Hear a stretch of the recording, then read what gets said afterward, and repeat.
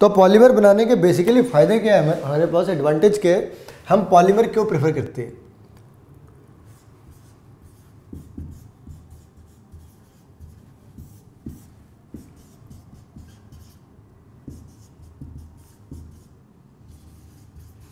They have high mechanical strength,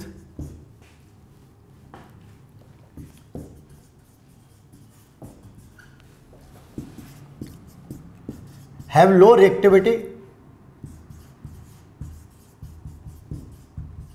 ये उसके दो ऐसी बातें जो उसे बहुत ज़्यादा यूजफुल बना देती है।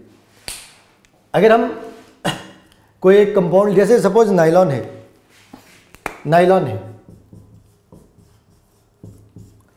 जो फिशिंग नेट होती है, जो मछली फंसाने की नेट होती है, उसके जो धागे होते हैं वो इसके बने होते हैं। अब अगर अंदाजा लगाओ कि एक नॉर्मल धागे का बनाओ, तो उसमें जब मछली आएगी, बड़ी सी मछली, तो जब उसे ऐसे ऊपर की साइड में उठाएंगे, वो पूरा का पूरा नेट टूट कर बाहर आ जाना है। ये जो व्हील्स होते हैं, इन व्हील्स के अंदर जो मटेरियल लगी होती है, उसकी मैकेनिकल स्ट्रेंथ का अंदाज़ा तुम ऐसे लगाओ कि अगर मान लो एक जीन्स के ऊपर एक बंदा खड़ा हो जाए, उसे हम रोड के ऊपर ड्रैग कर दे, तो जीन्स कितने देर चल पाएगी? मुश्किल से 50 मीटर जा पाएगी, फिर फट जाना है।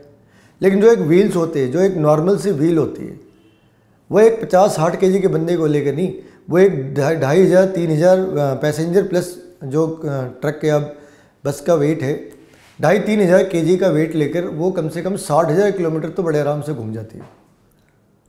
तो तुम अंदाज़ा लगा लो कि जिस चीज़ को हम अपनी पर्सनल लाइफ के अंदर बहुत स्ट्रांग मानते हैं, जीन्स, उन जीन्स के कॉम्परेटिवली वो टायर कितनी स्ट्रांग होती होगी और उनकी मैकेनिकल स्ट्रेंथ कितनी है, उनकी वियर एंड टियर कितनी कम है। तो ये पॉलीमर हम इसी बात के लिए पढ़ते। आज की डेट में पॉलीमर के अंदर बहुत पैसे हैं। अगर हम प्रोडक्टिविटी की बात कर लें, इंडस्ट्रियल यूज़ की बात कर लें, तो ये जो पेंट आते हैं दीवारों के ऊपर, जो पेंट लगे होते हैं, डिस्टेम्पर लगे होते हैं, सारे के सारे पॉलीमर है। हमें फायर प्रूफ बनाना हो उसके लिए पॉलीमर है, वाटर प्रूफ बनाना हो उसके लिए पॉलीमर है। अब तो रस्ट प्रूफ बनाने के लिए भी लोग इंतजाम कर रहे हैं कि कुछ पॉलीमर सा बन जाए। तो अगर हम इनकी ये निकालें, इनकी डेफिनेशंस वगैरह देख ले एक बार सीक्वेंस के अंदर, तो पॉलीमर्स क्या होते? वो structure which has been made by the repetition of a certain fixed unit.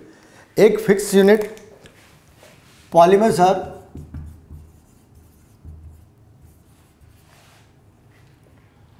made up by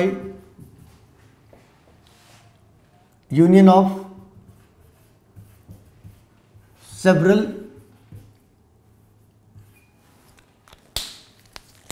monomers।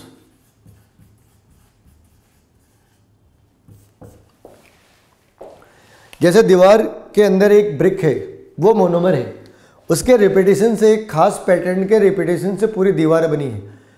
तो हम इसे विजुअलाइज कर सकते हैं, it is something like the polymer. और जो ब्रिक है, it's a monomer, brick is a monomer, और ये जो दीवार है हम इसे पॉलीमर मान सकते हैं। तो ये जो सबसे स्मॉलेस्ट यूनिट होती है, स्मॉलेस्ट यूनिट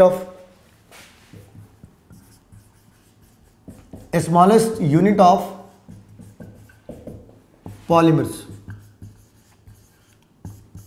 और स्ट्रक्चर जो जिस स्ट्रक्चर को बार बार रिपीट करके हम एक बड़ी सी स्ट्रक्चर क्रिएट कर रहे हैं, उसका नाम है पॉलीमर। अगर हमें मान लो लिखना हो, जैसे पॉलीथीन, जो हमारा नॉर्मल सा पॉलीथीन है, ये इथिलीन का पॉलीमर है, ये हमारा इथिलीन है, इसे कॉमन नेम के अंदर इथाइलिन लिखते, ये इसका पॉलीमर है। तो हम जब पॉलीमर बनाते उस केस के अंदर में क्या लिखते, और ये N200 से लेके लाखों तक हो सकती है।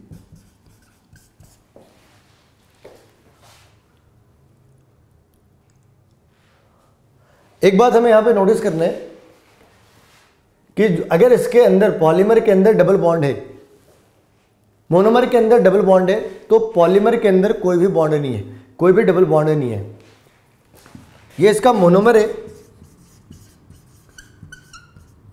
और ये इसका पॉलीमर है।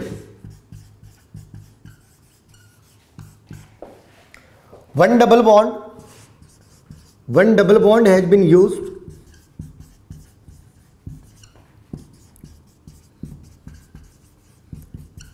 Used in bond formation.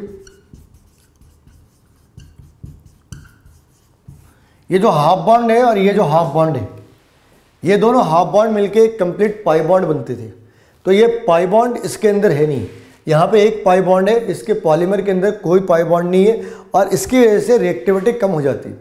Generally जो अनसैचुरेटेड सेंटर्स होते हैं they are more reactive than saturated centres. तो अनसैचुरेटेड सेंटर्स यहाँ पे है, दे आर रिएक्टिव, यहाँ पे नहीं है, that's why they are less reactive.